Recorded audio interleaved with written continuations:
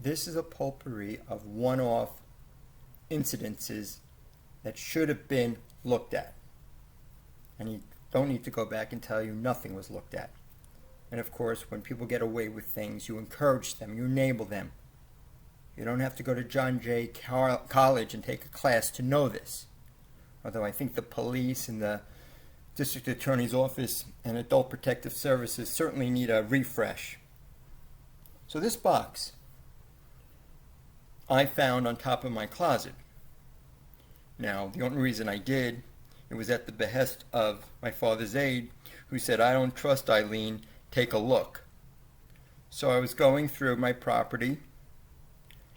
Everything was laid out in the living room. It was a real mess. Eileen Canfer walks in, sees what I'm doing. She makes a 180 and runs out of the apartment. This is a box, though. It wasn't there. All types of ammunition. Ammunition also for the guns that are missing. So my father did have them. Second photo. I also discovered a box with ammunition that was placed right in the foyer's closet. So it was right there. So anybody who was just looking at things would open this box and find that ammunition. In terms of timing, I don't know when I found the big box, but it was in my father's bedroom for quite some time. So perhaps early 21, I found that ammunition, and I didn't find the smaller white box until my father was in the hospital for the last time.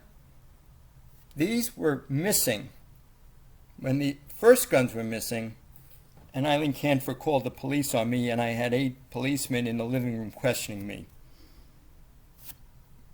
Now, I was then accused of buying a gun on the internet.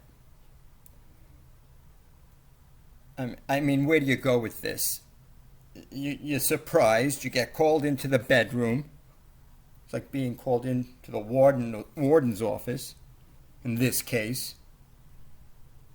And he accuses me of buying a gun and using his Social Security number. This is his phone. He sent me the Social Security number. I wrote back, hi, hi, hi. I don't know where this is coming from. Eileen Canfer is saying I bought a gun.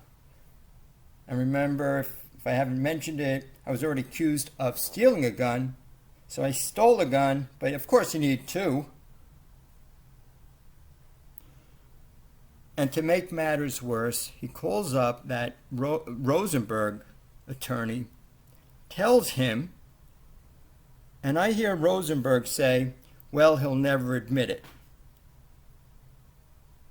Not that, what are you talking about? You can't do that.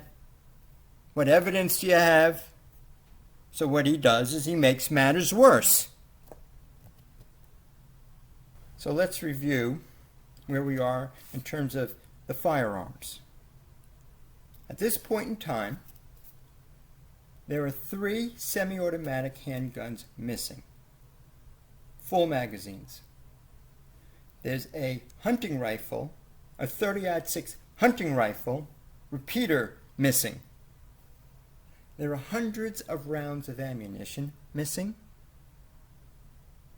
I've been accused of stealing the Beretta, the 25.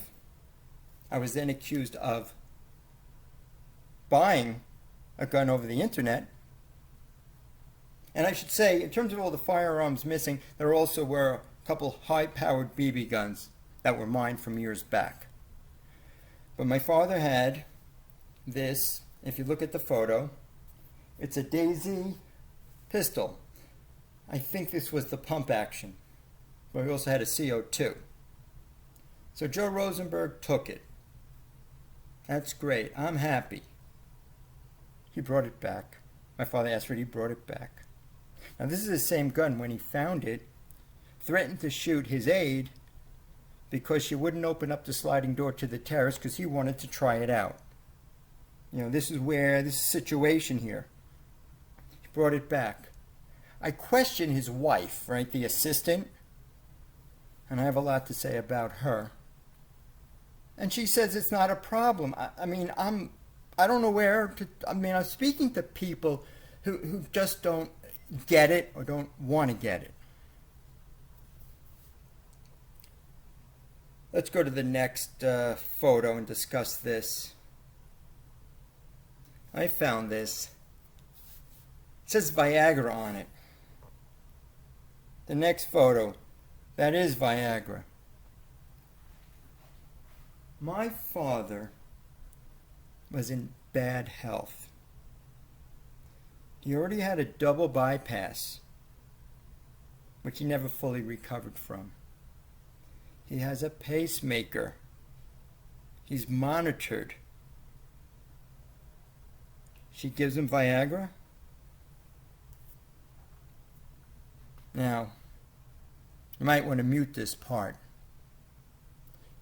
But at some point, I walked into the room. Of course, this is when the door isn't open, it isn't closed.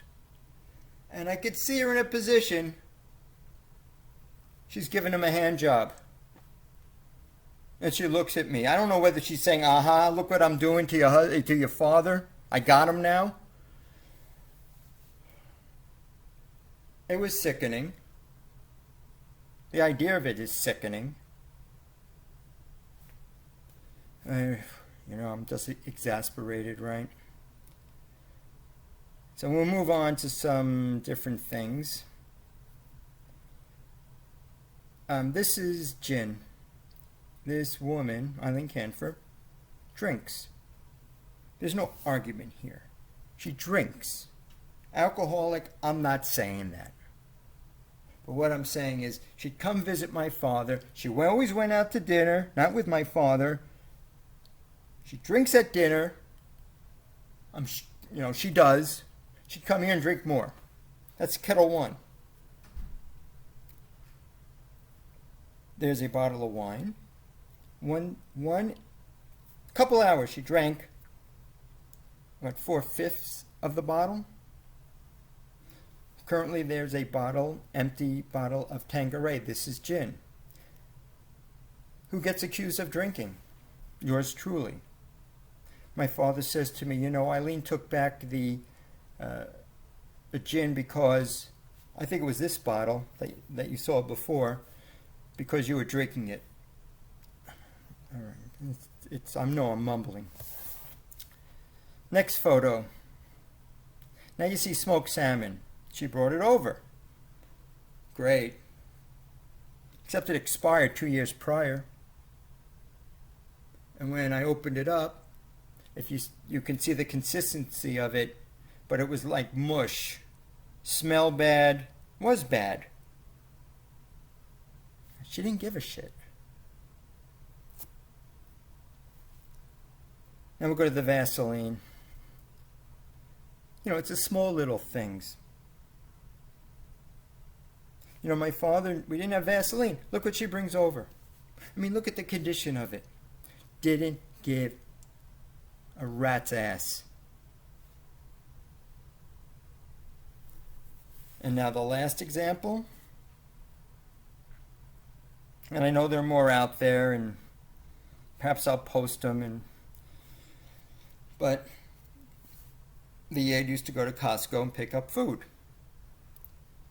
And one day she comes back with 2 jars of strawberry preserves.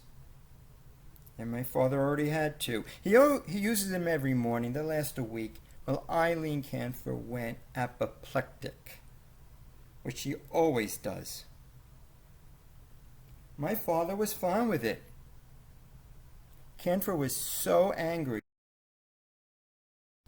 So as a result of this, Eileen was going to do the food shopping, take over something else, decide what my father ate. And you know what? There was no food in the house. No food. And she yelled at some point where I wasn't even supposed to pick up anything, and I was always picking up eggs and milk and so forth. And they're yelling at me, you can't pick up anything, don't go shopping. Next thing you know, 3 days later, Harrison, Eileen wants you to pick up milk. Eileen wants you to pick up eggs. We needed bananas. My father liked bananas in the morning. She wouldn't pick up bananas. No, there were no bananas to be had. Didn't care. Didn't care. Didn't care. But you don't care about a person when you're fucking killing him. And trying to squeeze him for every goddamn nickel. I wanted to pick up food downstairs. It's $20. Eileen says you can't afford it. She was looking for him to sell the apartment, and he wanted him to get a rental somewhere. I want people to think about that, because she was convincing him he couldn't afford to live here. So that just added extra stress on his life. You reap what you sow.